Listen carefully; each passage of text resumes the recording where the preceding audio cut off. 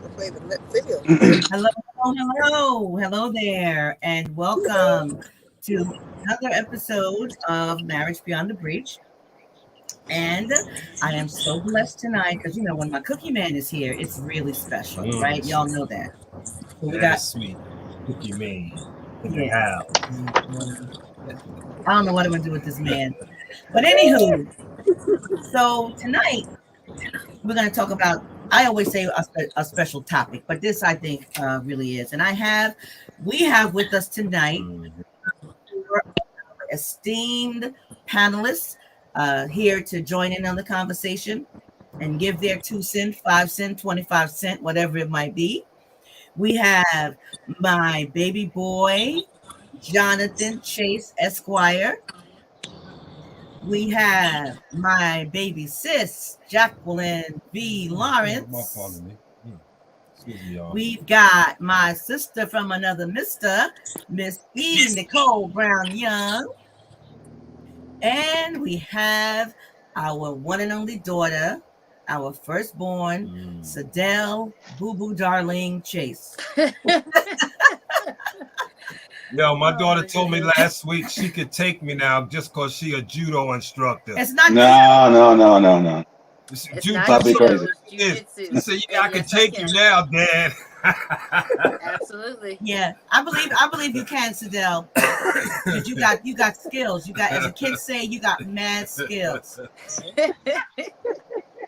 So welcome, and thank you guys for being here with us this evening.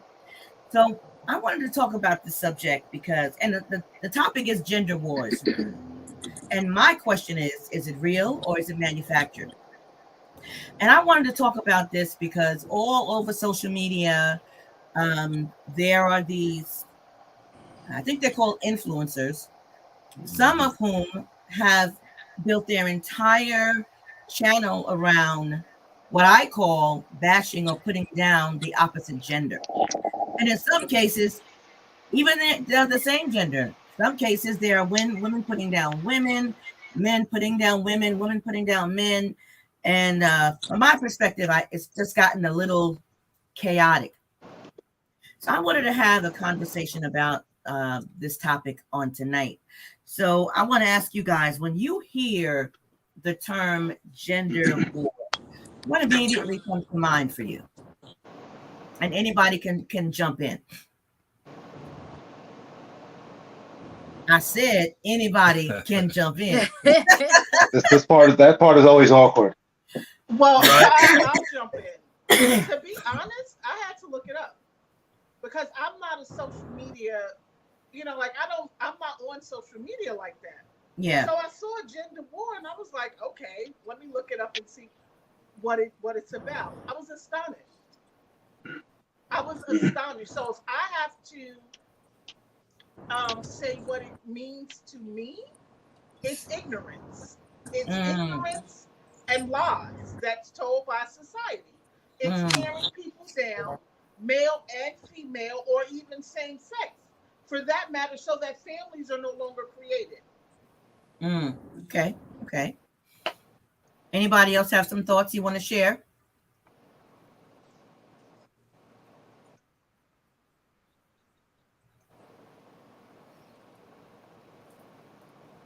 Did she freeze? I think she froze. We got to move on from Nicole. Are you going in and out a little bit, Nicole? It's probably because she's in the car. Hey, I'm here. Okay, go ahead now. Manufactured, if you ask me. Oh, can you hear me? I can hear you now. I can hear you now. But Okay. You were going in and out a little bit. I was saying my first thought when I hear it is attention-seeking bashing of other people. People are getting on their phones, getting on their devices, deciding to, hey, look at me, and say something for shock value to keep people, interested, to make themselves relevant. I'm like, and it's not building up anybody; it's tearing down people. Yeah, it's just so people can get attention. I like that. What you said, attention-seeking and shock value, because I would agree with that. Anybody else want to chime in? I think for me, the more people, I think people are nowadays confusing gender war with just overall gender bashing. Like for me, I think when I hear gender war is, way back in the day when, women were fighting for equality, or men, were like blatantly, the women's place is in the house and blah, blah, blah, blah, blah. That's different than gender bashing, like, men ain't shit and this, that, and the other, as opposed to, I think now the term is more loosely used to bash other genders, as opposed to like oppressing other genders. Okay, I like that. John? What comes to mind to me is all the nonsense that's on social media about it. It's a relatively recent term, but I think there's a lot of people recently that have been trying to use it to capitalize and grow their social media following. So, I mean, I'm not on social media as much as I used to be, but that's all that comes up is when I think about the term gender wars. I think of all, like you said, the influencers who are using it to grow their platform and to capitalize and to monetize their page and get viewers and clicks and likes and all that stuff. Okay. I don't think it's a real thing. I don't think it's a real thing. I think it's just made up for social media. Yeah. But even though it's a made up thing, people appear to be flocking to it. Right. Unfortunately. Yeah. So why do you think that is? I don't know. Some people, I'm sure, are just looking for some sense of belonging or some purpose. So whatever rabbit hole they end up in, they go all in down that rabbit hole. And for some, it just happens to be the discussions on gender. Yeah. I think a lot of times as well in modern days, things get blown out of proportion because social media. You might have a couple of relatively small people who might have millions of followers on social media, and they're really not having an impact on the world, but mainstream media will pick up on them because they can use that person's platform to get viewers on their page. So it becomes this never-ending cycle of media using social media to capitalize on it. So I think that's another reason why we're hearing so much about it, is because people can earn money off it. So if you can monetize a thing or an idea or concept, whether it's real or not, you're going to try to do that. And like so many other things, it'll have its 15 minutes of fame and will be on Right. something else. Exactly. That's how quick things change in the social media era. Yeah, you're right. You're absolutely right. I have my thoughts as to what brought all this on, but I'm going to save that. So that I want to show a little clip of something. Give me a minute, because me and this social media technology. So give me a second. I am going to.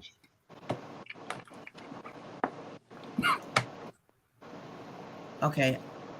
Hold on. I'm finding it, but it's not there. It's in my other one. It's in my other thingy. Okay.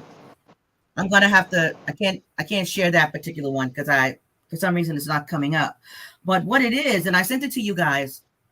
It was the clip where the young lady was on there in the beginning of her broadcast, and she was saying why she thought what had led to this so-called gender wars. And she said something to the effect of the expectations of women in a relationship. Do you all remember that particular clip that I sent you guys?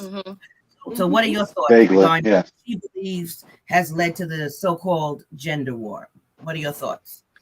Again, I don't think it's so much gender war as, unrealistic expectations and gender bashing. Like, again, for me, when I think of gender war, I'm thinking of how, women are fighting for body autonomy, in terms of, being able to decide whether or not they have abortions or can breastfeed in public, or, like earn equal pay as men do. Like, that's something that's, relevant to society and women as a whole, as opposed to, oh, I want a CEO, as opposed to, a thug. Like, that's not a gender war. That's a personal preference. That's a, bashing, bias, whatever the case may be. But I don't see that as a gender war. Okay. Anyone else have any thoughts on that? I actually agree with that, Sadell, because the first clip that I looked at, my question was, who was defining what royalty is? Who's defining Right. that? Because back in our day, royalty, being treated like royalty had nothing to do with money. It had Right. to do with how well you respected me as a woman and how Mm. well you respected me as your partner, and vice versa. It had nothing to do with monetary value at all. I Yeah. still expect it to be treated like royalty, even if we are both working and we're paying our bills together and we're building our dream together. I still expect it to be treated like a queen, and I'm gonna treat you like a king, as long as we Right. both doing our part to deserve it and earn it. Okay. Mom, is that the video where the lady was saying about how there's a lot of men, quote, in the middle between like CEO and bum status, basically, That was Not a that. different one. and too many? Yeah, Oh, not okay, I'm not sure. I think I will be able to show that one. Okay, I'm not sure what video you're talking about, so I don't know if I can speak to your specific question. Okay. Well, let me pull up the one that I think I can pull up. Babe, you want to say something while I'm doing this? No. Say something while I'm doing this. Say something. Okay, say something while you do it. You know, someone said Jackie was talking about. I look at loyalty. Royalty. Another word I would use for that is just showing respect for your partner. Okay. Absolutely. I think I can pull this up now. And maturity.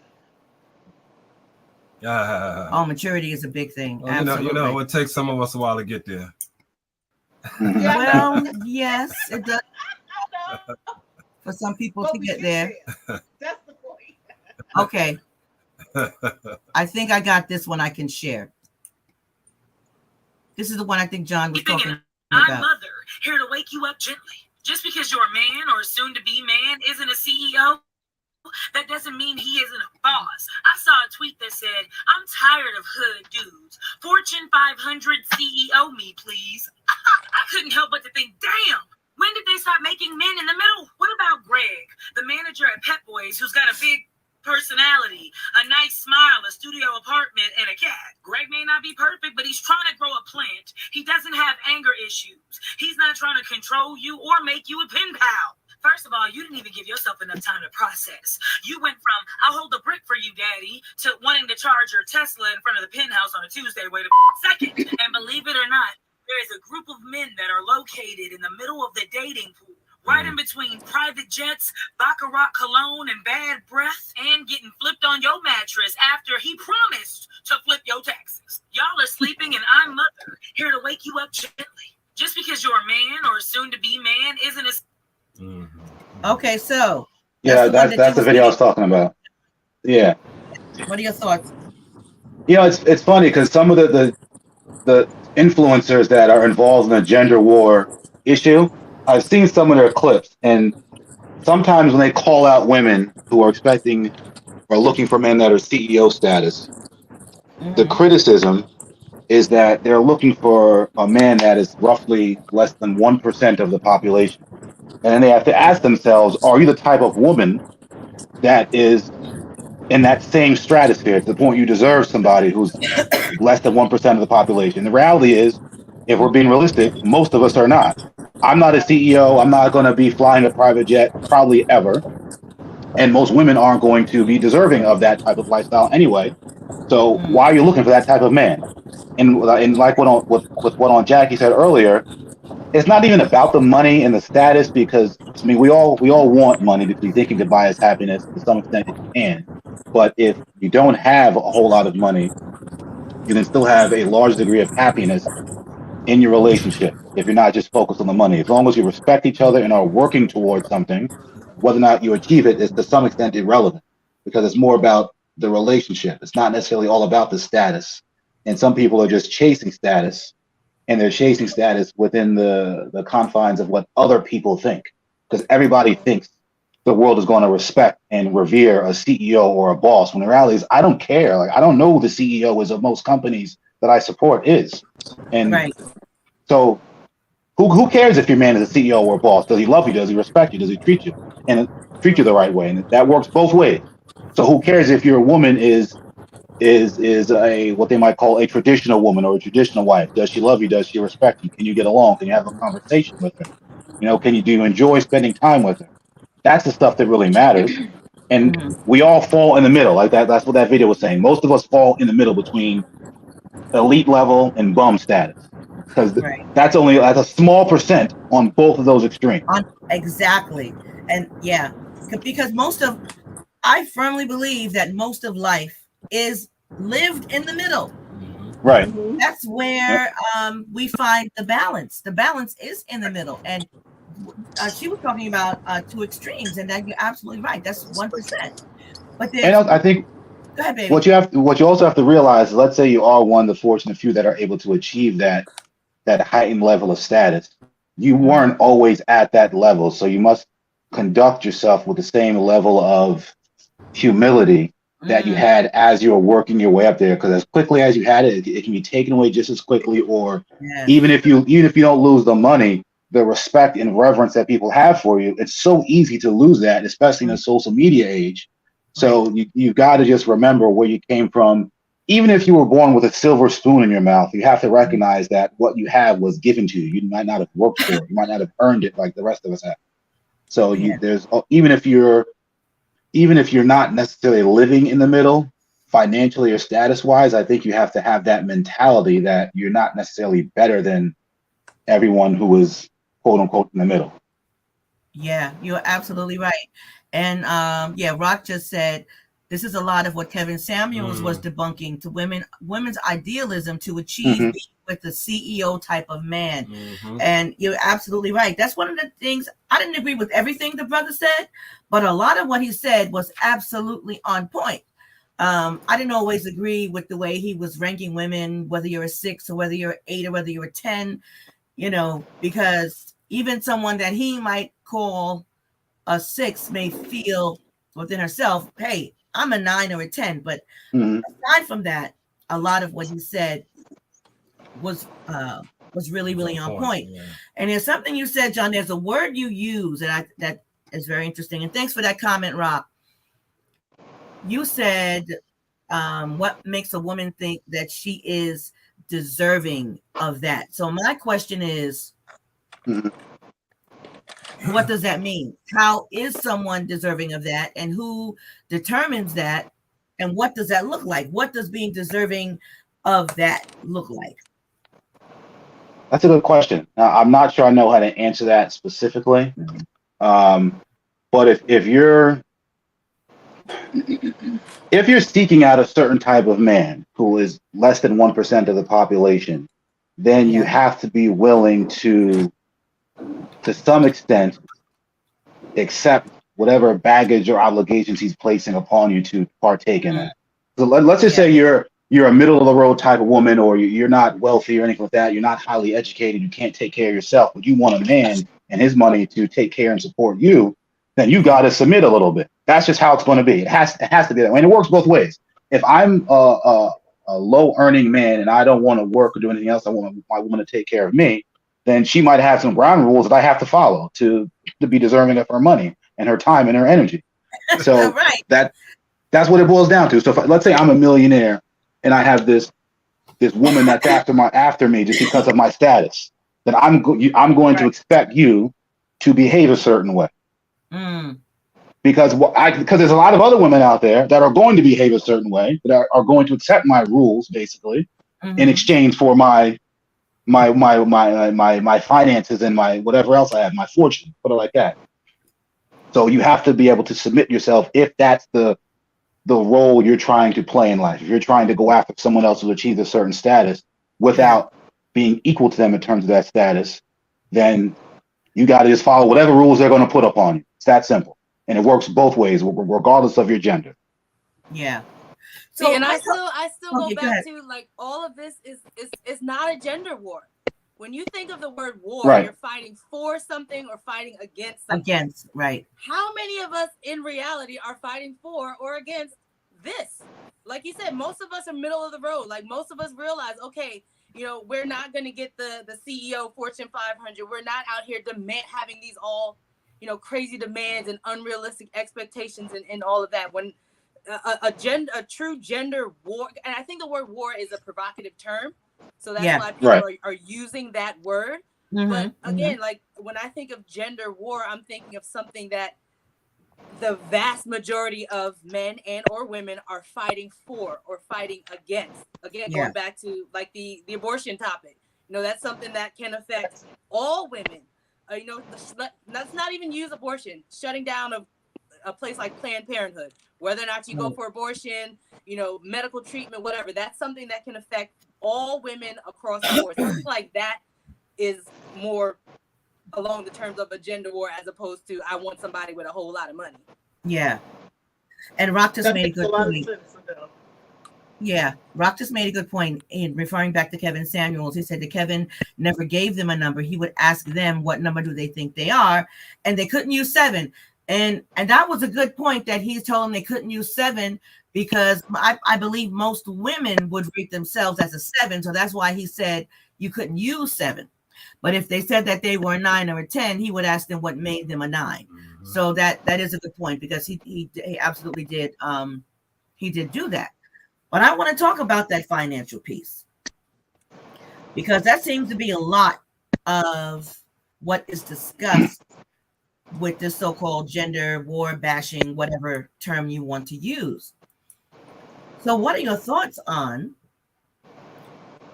both partners working, whether it's a man and a woman, 2 women, 2 men, whatever? What are your thoughts on both partners working or one partner working and shouldering the financial burden?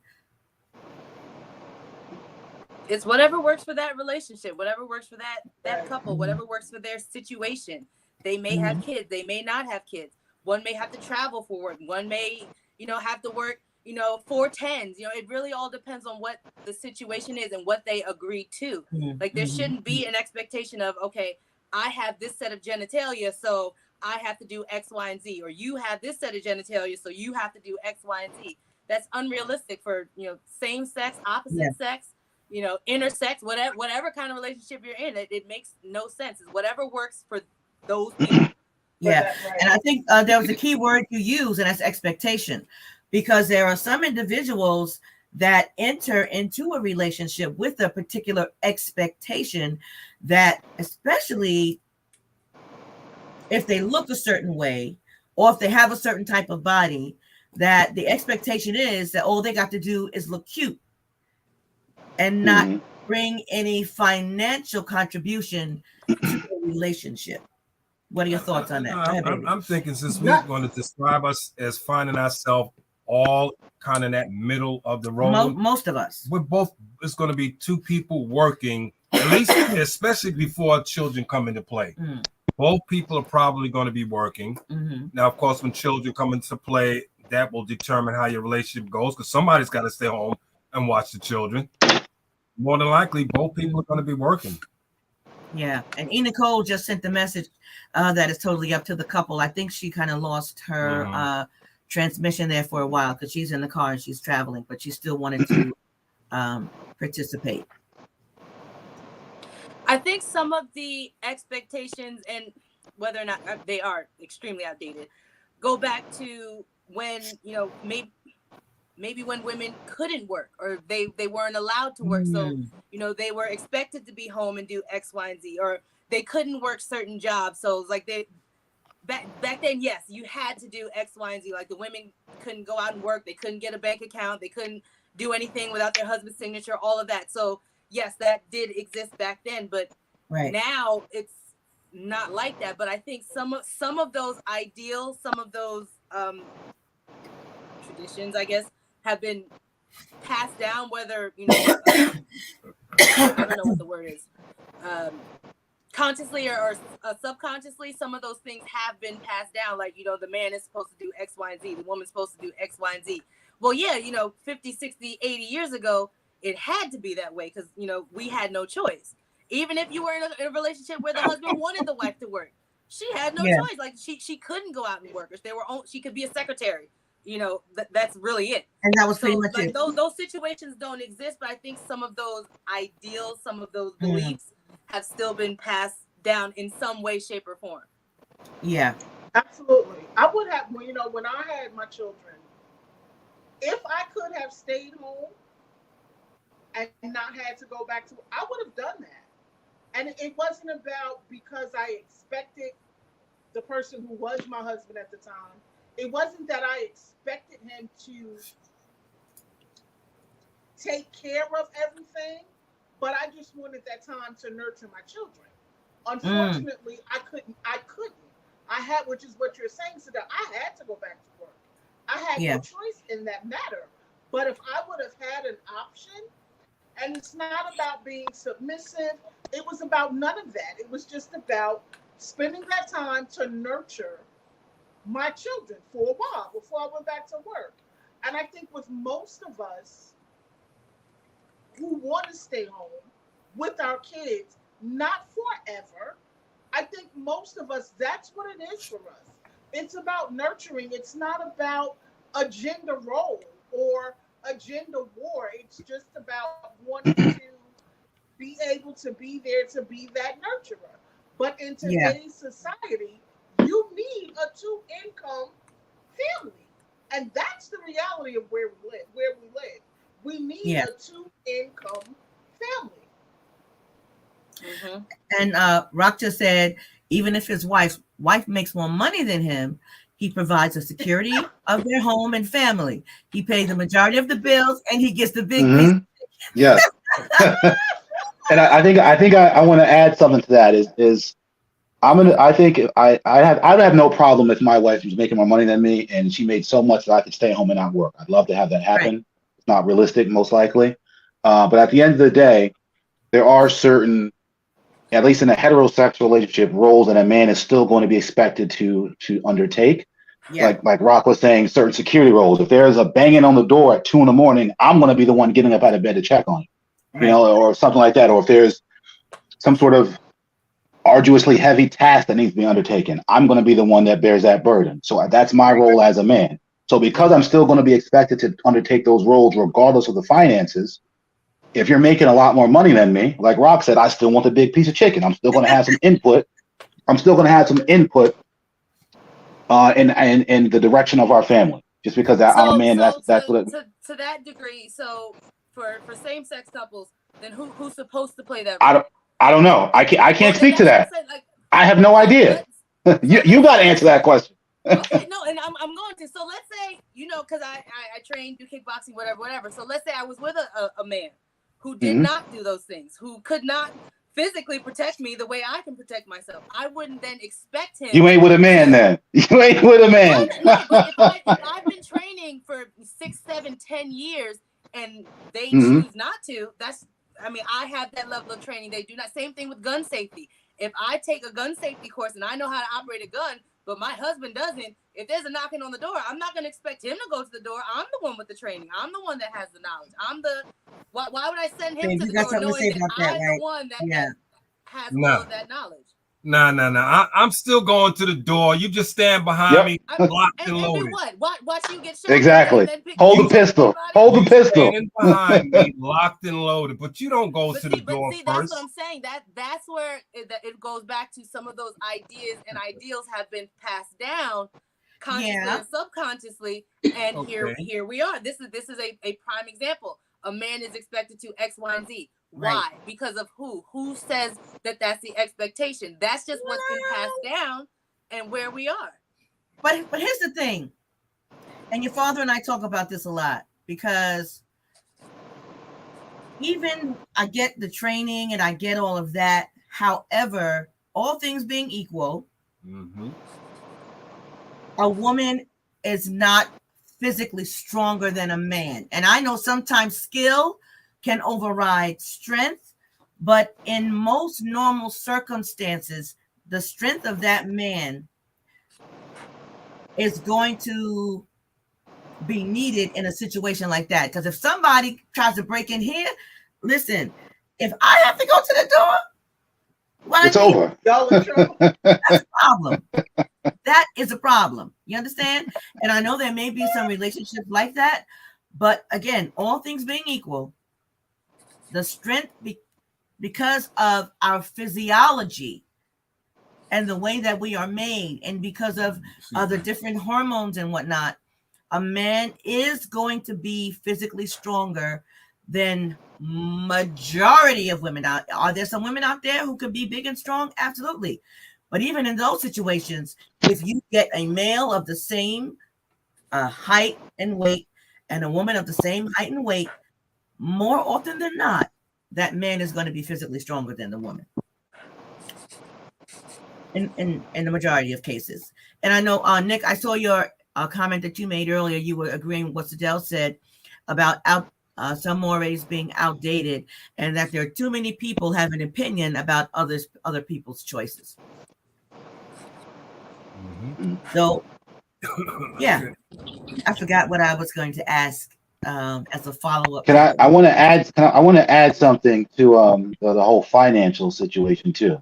Yeah, that's what I'm going to talk about. If we're being realistic, there's very few women in a heterosexual relationship that are going to be accepting of a man that just sits at home and does nothing while she brings home the bacon. You better I mean, it's true.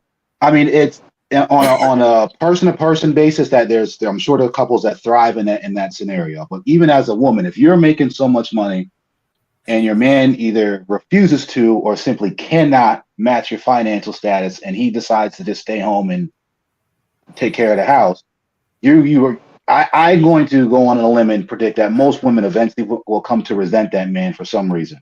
And I don't. I think the resentment will come in if he's sitting around on his ass doing nothing. Now, if you have, especially for people who have kids, if he chooses to stay home, take care of the kids, cook, clean, all that, go for it. Absolutely go for it. So, and there are definitely women that feel that way. I think on average is that even though I work, I have to now come home and do all of that stuff. Because that's the expectation of society. Not necessarily saying that. I'm making all the money that he can stay home and do all of the things that I am expected to do. Go for it, because that's one less thing that I have to do. Yeah, I agree with what Sadell is saying. I think that works for some families, especially when the woman has a much greater earning potential than the man, and the man not only is willing but able to take care of the children, schlep them from place to place, do the laundry, do the cooking, and all of that. Personally, I'm not that woman. Okay, I don't care. Even if your father could cook, even if he did do the laundry, I know that if I came home and he was not physically doing something, he gonna catch hell. Okay, he best be doing something. So but that does work for some families. Sadell, Jonathan, Val, Frank. Y'all know my ex-husband, right? Uncle Russell. To y'all. I made the most money, right? That old saying, I paid the cost to be the boss. However, when my children got out of school, I knew my kids were good. I didn't need a babysitter, because I know that their dad got home in time to get them. Did he cook? Yeah, he cooked. Did he cook? He did more cleaning than I did. Truth be told, I only cleaned up on the weekend sometimes. So, Jonathan, I understand what you're saying. It's not that he didn't work. I just made the most money. Right. But I never held that over his head. There you go. Yeah. What he did allowed me to work the way that I work, because I didn't have to worry about my children. Right. So there's got to be a balance, and you have to know as an individual what you can accept and what you can't accept. Right. Was it difficult sometimes? Yes, it was, because I felt like, dang, I'm paying all the bills, but, well, not all of them, but the majority. But then I had to sit back and say, I don't have to worry about nobody touching my children. Right. I don't have to worry about my children. And he was still working, but yeah, he was still working. But he made the most money. Exactly. Yeah, and I think what you said, Jackie, is really key. And there are some women who will have difficulty with not holding it over the man's head if they make more than him, because in me and Frank's situation, for most of our marriage, I earned more than Frank did, but that was never a problem with us. Now we had other issues, but finances was never one of them. Because even when I was making more than him, there were times when I would take my whole paycheck and put it in the bank and let Frank do whatever needed to be done for the household. But that was an intentional decision that we made together and that I wanted to do because I made more. I didn't want to, because sometimes finances can emasculate a man when he cannot or does not have the same earning potential as his spouse. So I think there needs to be some intentionality there to preserve that ego. What do you think, babe? Oh, definitely so. Because, that was a challenge meeting Val, knowing where she was going to school, knowing what she was doing. I don't even think at that time I had a halfway decent job. I don't even remember what I was doing. But she was working, baby. I was working. I was working. So, for like you said, for the male ego, the fragile state of a male's ego, it was tough. No, wow, I'm with this woman. She's an RN, she's this, okay. But by her allowing me to, quote unquote, put the money where it was going, it helped. It helped my fragile, because it was all me. I had to deal with my ego. Once I got past that, I said, okay, this is our money. Even though now we went from our money to her money. Everything her money now. That separation happened. But see, again, that goes back to the whole idea of the man should be earning more, and if he's not, his ego is hurt, his pride is hurt. Whether, and again, according to who? Because back then, that's how it had to be. Right. We had no choice. I don't know if it's because that's how it had to be. I think it's because of just the way that men are made as opposed to the way that we are made. Because there's things that are important to them that are less important to us and vice versa. And one of the things that's important for a man is to be a provider. And when a man can't, and I say man because we know that there's boy men and there's baby men, but for a man it's important to be a provider. And when he can't be that, it can't be damaging to the ego. And that's why I think in a situation like that, it's vitally important for the woman to recognize that and to navigate that situation in such a way that his ego remains intact and it's not bruised. That's my thought on that. Anyway, and Nick, I want to ask Nick if she have anything to add, because she was all for it a little bit. I just put it in the chat.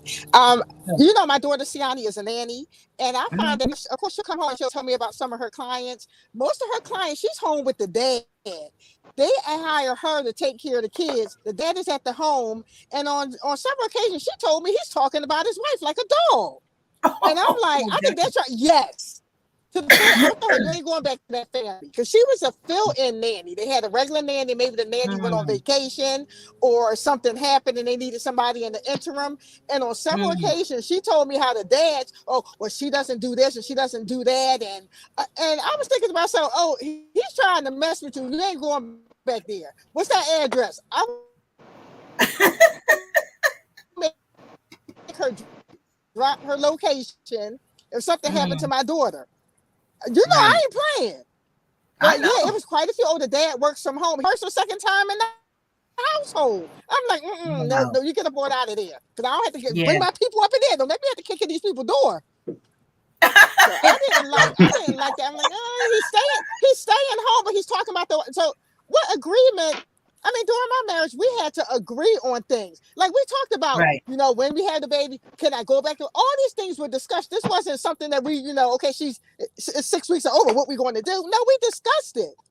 And I'm like, if he's going to stay at home, now he needs help. Okay, that's fine. Maybe the kids are a handful. In a lot of cases, the kids were a handful. But I'm like, wait a minute. I thought, and then the wife is complaining that she still has to do stuff. Or they want my daughter to do all this crazy stuff. She's like, no, I'm here for childcare.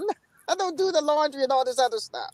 So I wanted to add that in there too. I'm like, they're still not, it's not 50-50. The wife is still complaining, the husband's still complaining. Go ahead, babe. If I could just go back, in terms of that not equal pay and responsibilities. That's for myself, knowing that I wasn't going to be on Val's earning level. Mm-hmm. What worked for me was to get my daddy's skills up. That made me feel tremendous. Waking the kids up, doing my daughter's hair, getting everybody fed, getting them off to school. I mean, it might not have been the best hairstyles, but for me, it was something. It really it helped me feel like I was contributing equally. It wasn't monetary, but it was something that had me feeling good. Doing the laundry, doing a lot of laundry. And Dad, I'm the same. I'm the same way, because I think, going back to what Mom was saying about the man needs to be a provider.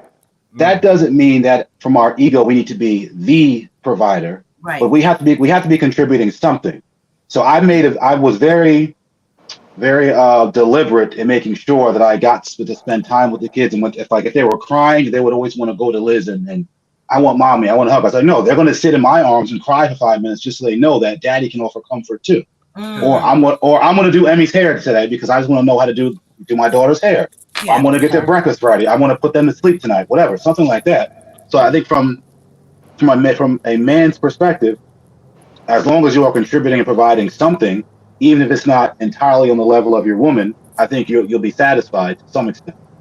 And that steps away from those traditional ideals, because there are some men back in the day, even now, who will refuse to change a diaper, will refuse to bathe their own children, because that's not something that a man does. Or I'm not touching my daughter or my son or whatever, because that's just not what a man does. So like you said, not being the provider, but a provider in some way, shape, or form. Some way. Because the old idea is it's either money or strength.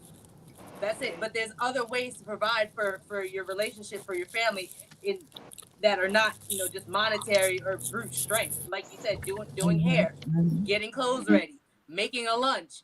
Kids are crying. Put a band, kiss a boo boo. Things like that are providing for the family and for the household.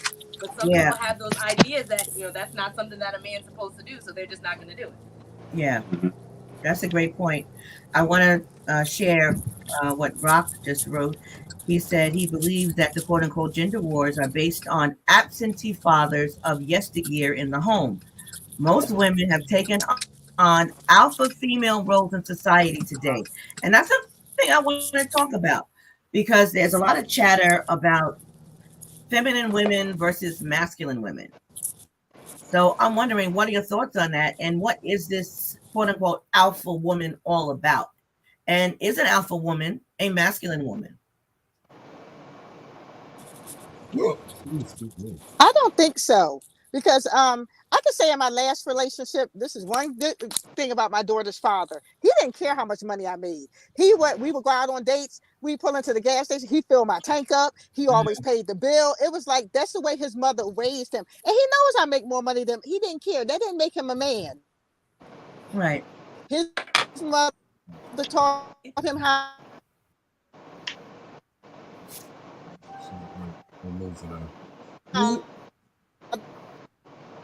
Okay, Nicole, you're going in and out. The woman. Okay, Nicole, I'm gonna have to mute her for a second because she's going in and out. But what are you, the rest of you? What are your thoughts on that masculine woman, feminine woman? What are your thoughts? We're talking more about the feminine versus the masculine in terms of like conduct and demeanor, not like physical traits, right? Obviously, I want a woman that looks like a feminine woman for me. But I think what you're getting at is a lot of times people view attributes like assertiveness, domination, or perseverance to be like at the top, so to speak, as masculine traits. And that turns a lot of men off because men have such a fragile ego. But if you are secure in your relationship, if your woman has certain masculine traits, you'll be okay, I think.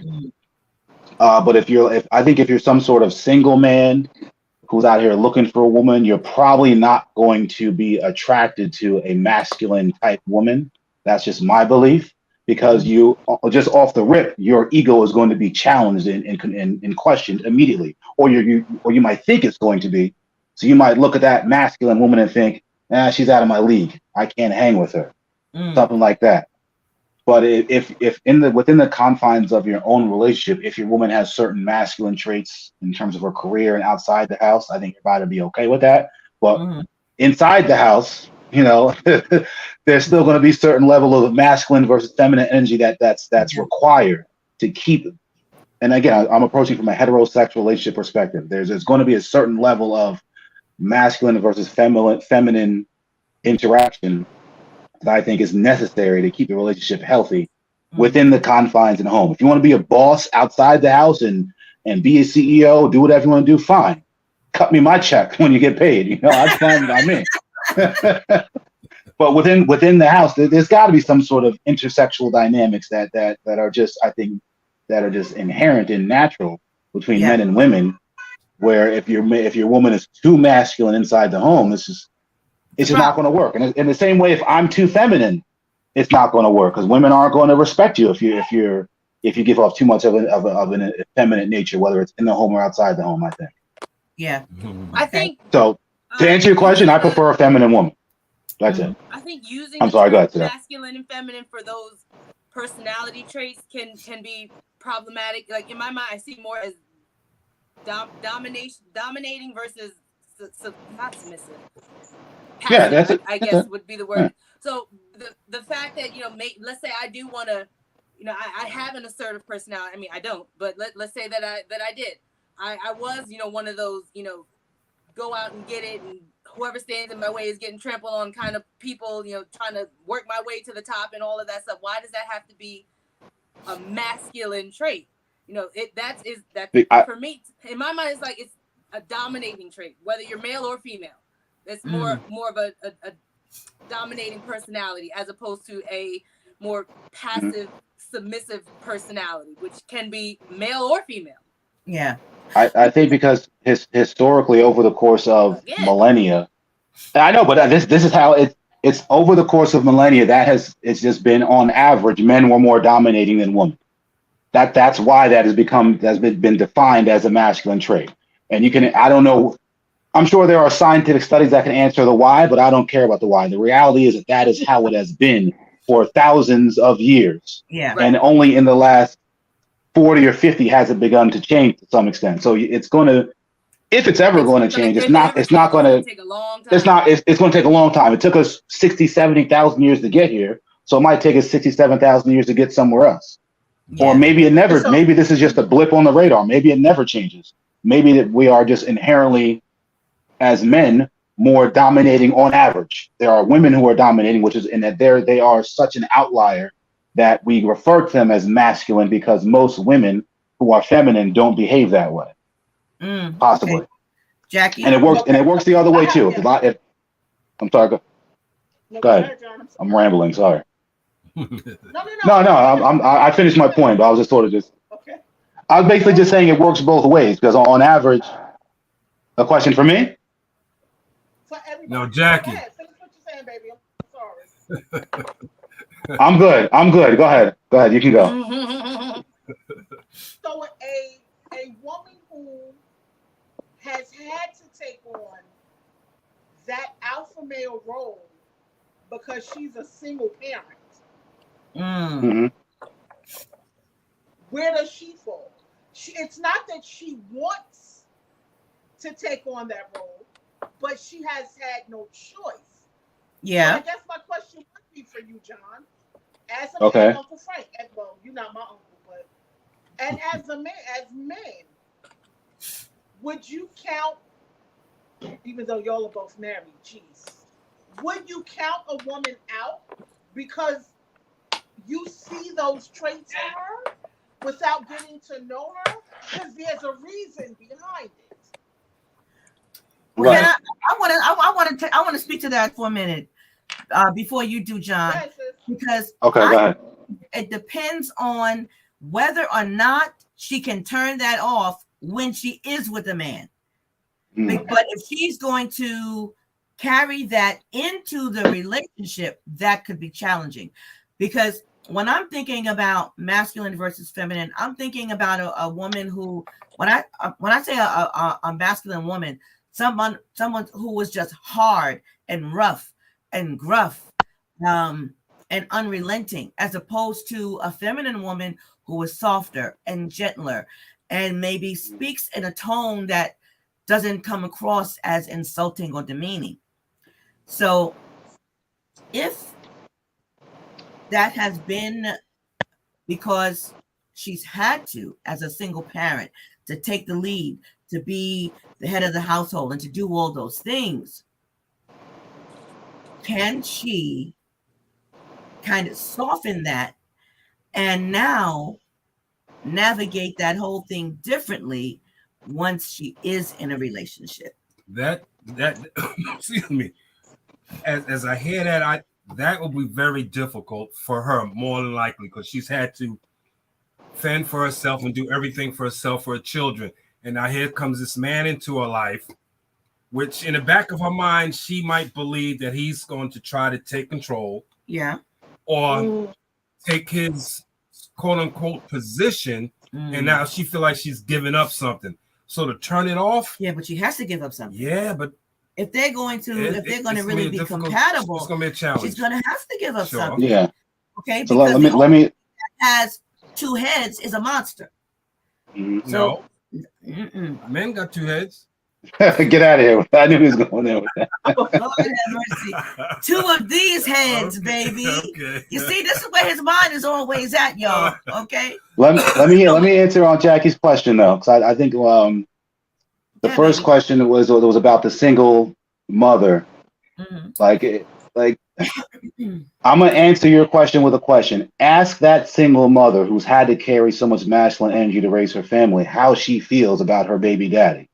And I can guarantee you she will resent him because she has now because of his action or inaction, assuming it was voluntary, assuming it wasn't a guy who passed away or something. Let's assume her baby daddy's the deadbeat. Because she has now lost out on that partner and that masculine energy to help balance her feminine energy in raising her family, she is going to resent that man.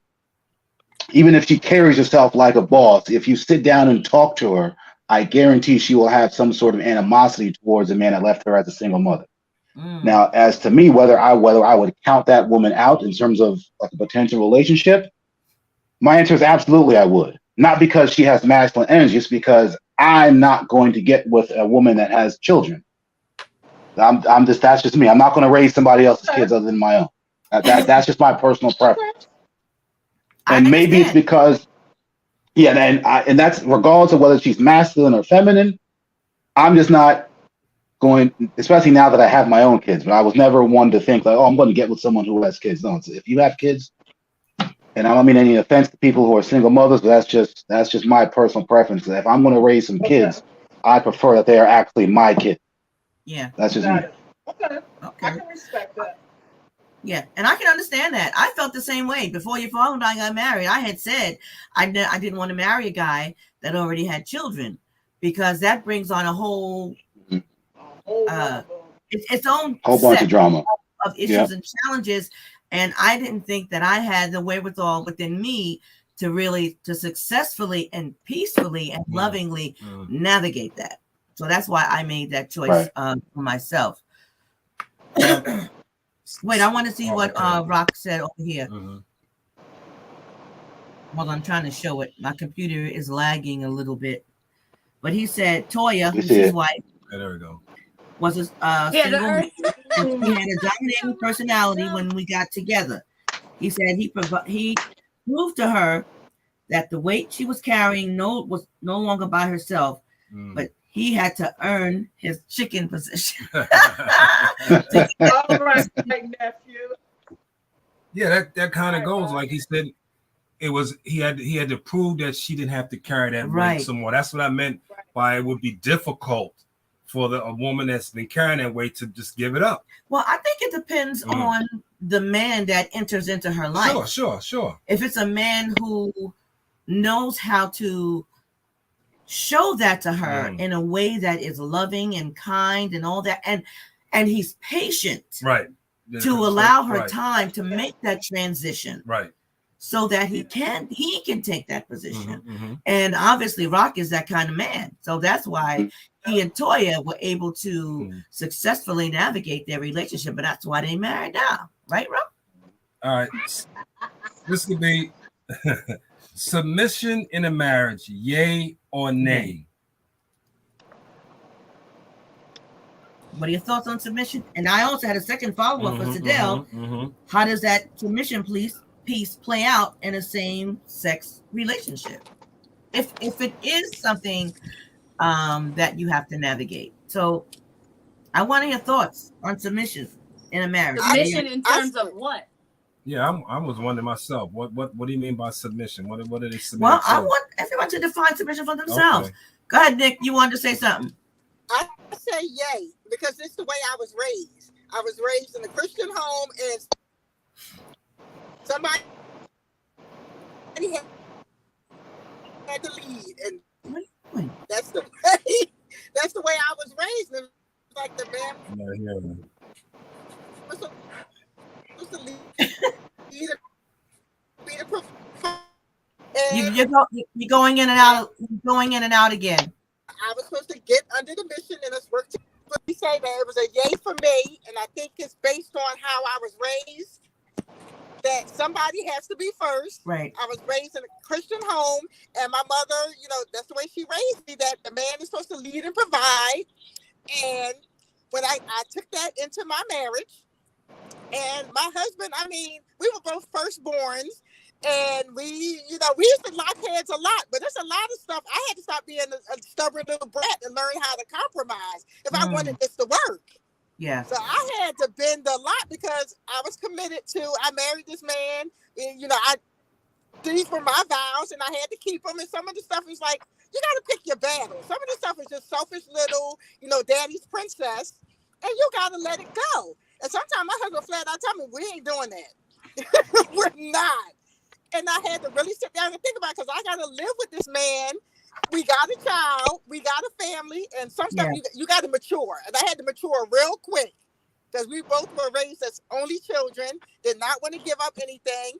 And I fought for what I wanted to fight for. But some stuff, the way I was raised, somebody has to lead. And you want to crumble your marriage, start trying to wear the pants. I know in some cases it is outdated now, but that's the way I was raised, and and I lasted 16 years. I did, and I had to start. And I tell young couples that too. And they would ask me that I got married young, and a lot of my friends were getting divorced, and I'm like, look, some of that stuff when you sat down and thought about it, and my pastor was covering us and talking to us, and he had some counsel too as well as me because they wanted our marriage to survive. Thank God we had a village. But I say yay because somebody has to be first. Everybody can't come on. And you can't have your way all the time. That's one thing I learned. You can't have your way all the time. Yeah. And he compromised with me too. He did. Okay. So I say yes because everybody can't be, Any other thoughts on submission? What does it mean to you when you hear submission? And is there a place in a marriage for that? So I'm going to say yes, but the reason that I say yes is that you have to submit one to another because there's a level of respect that comes along with that. Nicole, I understand what you said as far as leading, but I'm not going to submit to somebody not leading me the correct way. So when I hear the word submission, we're submitting one to another. And for me and for my husband, thank God, for me and my husband, we're submitting one to another because we're aiming for the same goal. We're on the same page in life. It's not a big I and a little I. We are one I and we're together. That's what submission is for me. Okay. I agree with that general thought on Jackie because I think when you're in a marriage, you have to submit to the marriage first. And there are some situations where one spouse may be more capable of leading or deciding on a particular major life decision. When it comes to major life decisions, though, I think you would need to agree on that. There may be one person who was the catalyst for that decision, So in my personal example, it was Liz who decided that we need to buy a house. I was always like, it's a scam. You're paying a mortgage 30 years. But eventually he was like, listen, we're going to buy a house. I think I told her, holler at me in 2 years and then we'll start saving for a house.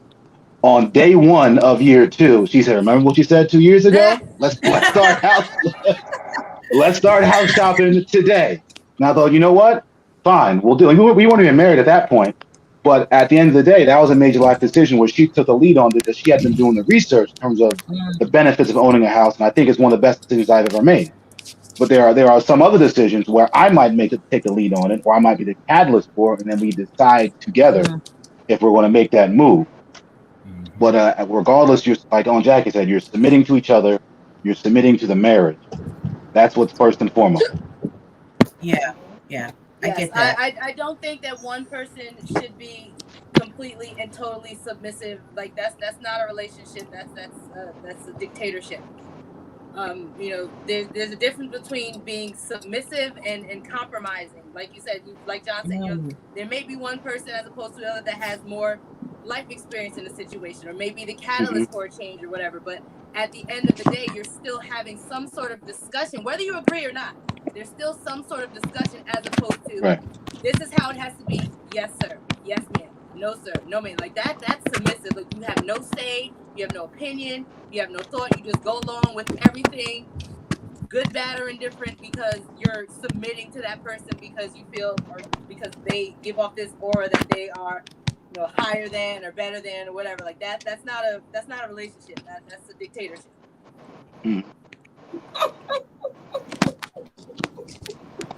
Val, did you see what I wrote? I've been writing as fast as I can.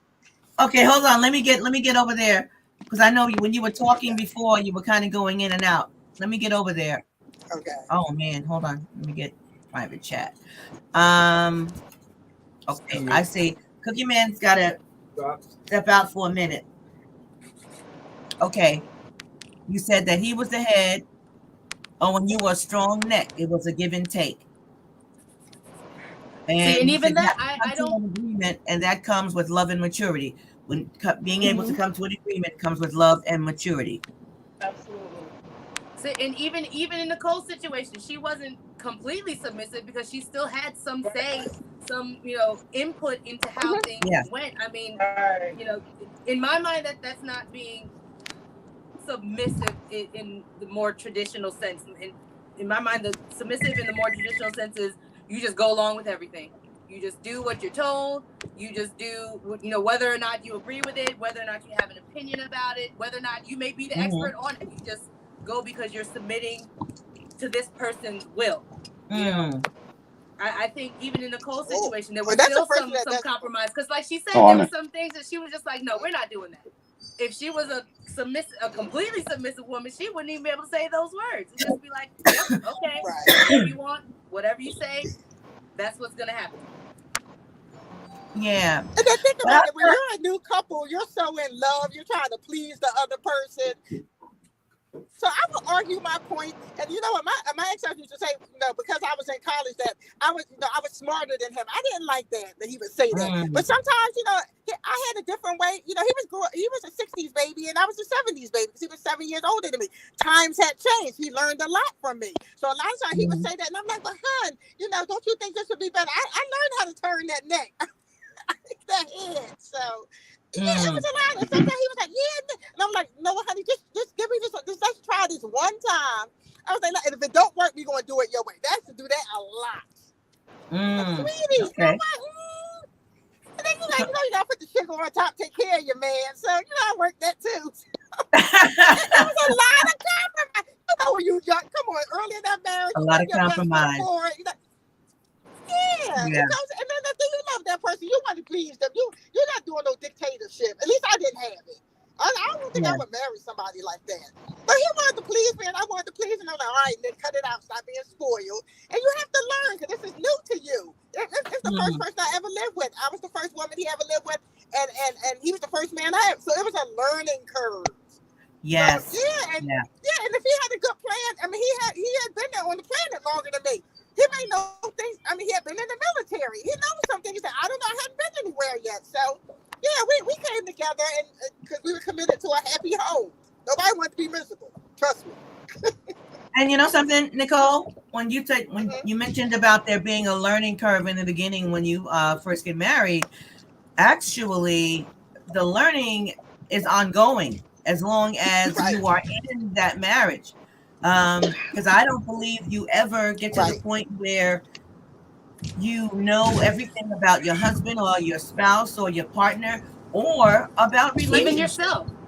Or about yourself, because you're constantly learning and growing and evolving. Yeah, so that learning is ongoing. Definitely. So Rock said submission for an alpha male is really based on providing he can lead the relationship or family. Oh my goodness, I'm sorry. In the great direction. Yeah, a sheep can't lead a lion. That's a good point. Right. That is a great point. So we already a few minutes past 8. So I want to try to wrap this up, and I want to do it with this. What should we be teaching our children about gender and gender roles? That's such a loaded question. You need a whole another hour just to discuss that. What gender is. Like, that's a whole... Give me the Reader's Digest version for those who remember Reader's Digest. I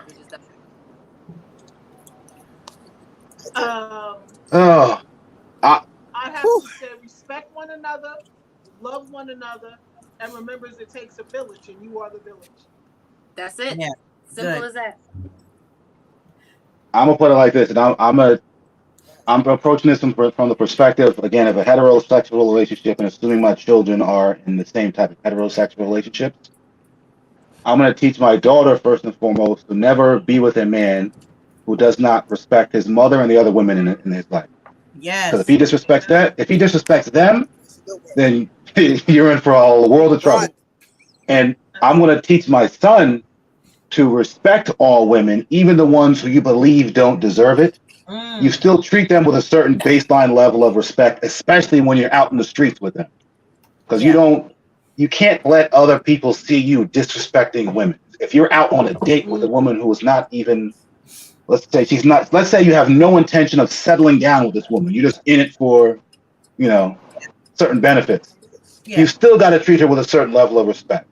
Because I know my mother raised me a certain way. So I don't care what type of woman you may be. You're with me tonight, so I'm going to treat you with a certain level of respect.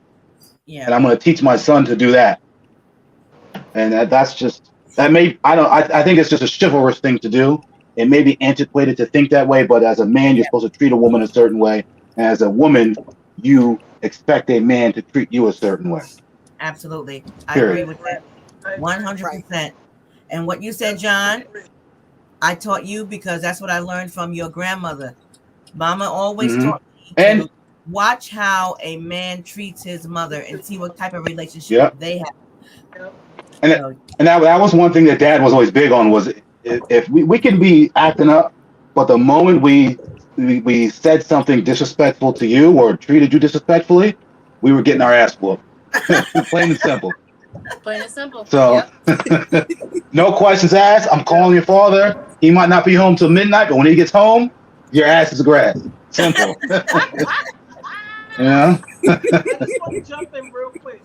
That when we were talking about the female who has to be the alpha male, Shamel is 16, my oldest grandson, about to be 17. Jesus.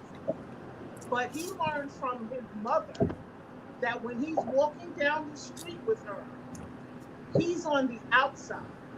Mm-hmm. And she's the parent, she's the mom, but she has taught him, when you're walking down the street with a female, you are to walk on the outside to protect her. So, John, when you said that, that clicked in my head and I thought about it. He's 16, but when he's walking down the street with me, his mother, or one of his girl cousins, he's always on the outside. Mm-hmm. Mm-hmm. Mm-hmm. And a man didn't teach him that. I think it just boils down to what you said in the beginning, Jack, which is all about respect, about mutual respect. Are there certain quote unquote gender norms based on societal standards, or whether it's from years ago or now? Yes. However, that doesn't mean that we have to teach our children to adhere to them, because things change, times change. I'm kind of in the middle. I'm a little bit old school, and I'm a little, let me rephrase that. I'm a lot old school, and I'm a Thank you. little bit modern. Okay, so I think we have to take into account the ways in which people navigate relationships now, because relationships now look kind of different than they did when Frank and I met back in 1980. And I think also part of it is that for the younger generation, don't know the difference between dating and a relationship. Mm-hmm. They're Yep. two very, very, very different things. And people who are dating expect to get the same perks and advantages of someone who in a relationship, and it's just not there. And I think that is an unreasonable expectation, because they are two separate entities. So when it comes down to what we teach our children, I think that's a personal matter that parents have to decide, and you just pray that it's not colored by our own personal history with our experience with the opposite sex, where we kind of just bash the other gender based on our own personal experience. So that's what I would say about that. Does anybody have any last words before we say goodnight? Because I'm losing my voice a little bit. I guess the only thing that I would add is that, just for future generations, just to get them to understand that, like you said, whether we like it or not, whether it changes or not, there will always be societal norms as it relates to gender and gender roles. Just understanding that that some of those expectations will probably be laid at your feet, and B, that if somebody does not fall or meet your expectations, or does not fit into the gender norms that you've been assigned, or you've grown up with, do not treat them any differently. That everybody's different, everybody grows up differently. Just because I think a man or a woman should behave X, Y, and Z, however way, does not mean that every man or woman is going to behave that way, and that doesn't make them any less of a person than I am. Yes, that's a great point. So on that note, we're going to say goodnight. I want to thank you all for being here tonight. Thank you, Jackie, Sidel, Nicole, John O. I appreciate you guys. Oh, now here come Johnny come lately coming back now. So thank you all, and thank you, Rock, and anyone else who's there. I didn't see any comments by anyone other than Rock, so I don't know who the other persons are, but thank you. And come back next week. We're going to have another hot topic on next week, and we're going to talk about a simp versus a good man. What is it? What does that mean? What does that look like? Because I want to have that conversation, because I think I was telling Jackie that I just heard that word simp a few months ago, earlier this year, and I had no idea what it meant. And I think that's interesting to have that conversation. So we're going to be talking about that on next week. So again, thank you guys so much. God bless you. I love you. And I see you all next week. Bye. Bye, guys. All right.